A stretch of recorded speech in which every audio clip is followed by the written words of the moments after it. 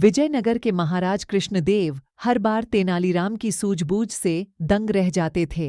इस बार भी तेनालीराम ने महाराज को हैरान कर दिया। दरअसल एक बार महाराज कृष्णदेव पड़ोस के राज्य पर जीत हासिल करके विजयनगर लौटे और उन्होंने उत्सव मनाने की घोषणा कर दी।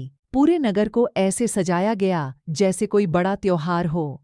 अपनी इस जीत को यादगार बनाने के लिए महाराज कृष्णदेव के मन में विचार आया कि क्यों न नगर में विजय स्तंभ बनवाया जाए। स्तंभ बनाने के लिए महाराज ने राज्य के सबसे हुनरमंद शिल्पकार को तुरंत बुलवाया और उसे काम सौंप दिया। महाराज के आदेशानुसार शिल्पी भी अपने काम में जुट गया और कई हफ्तों तक दिन रात एक करके उसने विजय स्तंभ का काम पूरा किया। जैसे ही विजय स्तंभ बनकर तैयार हुआ तो महाराज समेत दरबारी व नगरवासी शिल्पकार की कला को देखकर उसके कायल हो गए। शिल्पी की कारीगरी से प्रसन्न होकर महाराज ने उसे दरबार में बुलाया और इनाम मांगने को कहा। उनकी बात सुनकर शिल्पकार ने कहा, हे महाराज, आपको मेरा काम पसंद आया। मेरे लिए यही सबसे बड़ा इनाम है। आप बस अपनी कृपा मुझ पर बनाए रखिएगा।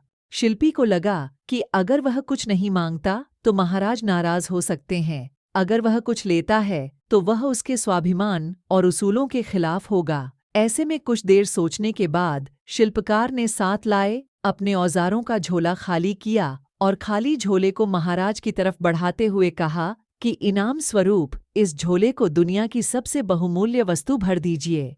शिल्पी की बात सुनकर महाराज सोच में पड़ गए कि ऐसी कौन सी वस्तु है जो सबसे बहुमूल्य है। काफी देर तक सोचने के बाद महाराज ने दरबार में मौजूद राजपुरोहित व सेनापति समेत अन्य दरबारियों से इसका जवाब मांगा। घंटों सोचने के बाद भी शिल्पी को क्या दिया जाए, इसका उत्तर किसी को समझ नहीं आया।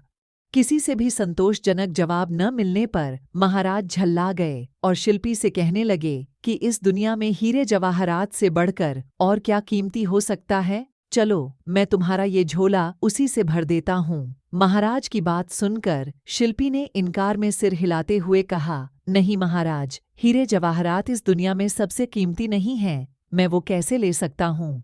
दरबार पहुँचते ही तेनालीराम ने सबसे पहले महाराज को प्रणाम किया और फिर सभा में मौजूद अन्य लोगों का अभिवादन किया। महाराज की व्याकुलता को देखते हुए तेनालीराम ने सभा में ऊंची आवाज में कहा, जिसे भी सभा में दुनिया की सबसे बहुमूल्य वस्तु चाहिए वह सामने आए। तेनालीराम की बात सुनकर शिल्पी आगे आया और अपना खाली झोला तेनालीराम की ओर बढ़ा दिया।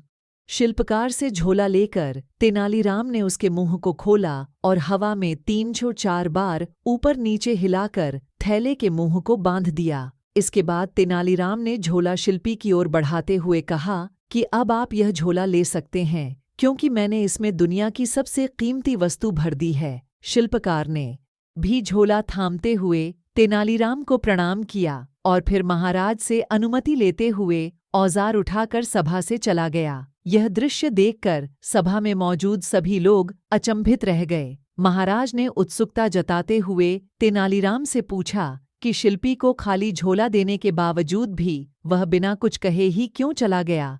इससे पहले उसने हीरे जवाहरात जैसे कीमती सामान को बहुमूल्य मानने से इनकार कर दिया था। रिपोर्ट ऐड महाराज की उत्सुकता व दरबारियों के चेहरे पर प्रश्न चिन्ह को देखते हुए तेनालीराम ने कहा, हे महाराज, वह झोला खाली बिल्कुल भी नहीं था, क्योंकि उसमें दुनिया की सबसे बहुमूल्य वस्तु यानी हवा भरी हुई थी।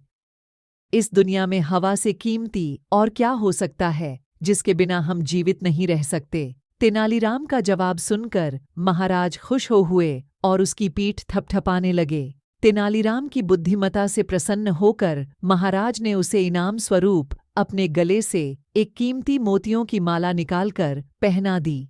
कहानी से सीख। इस कहानी से 2 सीख मिलती है। पहली यह कि धन से स्वाभिमान नहीं खरीदा जा सकता। दूसरी यह कि दुनिया में सबसे कीमती हवा है जिसका मूल्य कोई नहीं चुका सकता।